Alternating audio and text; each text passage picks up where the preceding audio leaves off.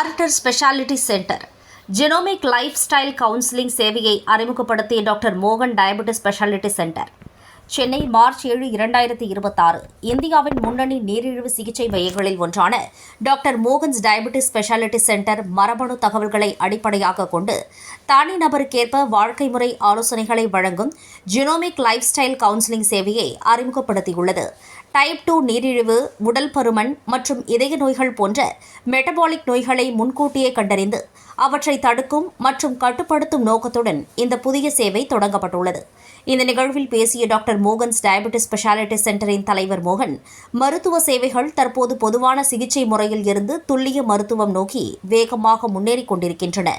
மரபணு அறிவியலின் முன்னேற்றம் காரணமாக ஒருவருக்கு எந்த நோய்களுக்கு அதிக அபாயம் உள்ளது என்பதை முன்கூட்டியே அறிந்து அதற்கேற்ற வாழ்க்கை முறை மாற்றங்களை வழங்குவது இப்போது சாத்தியமாகியுள்ளது என்றார்.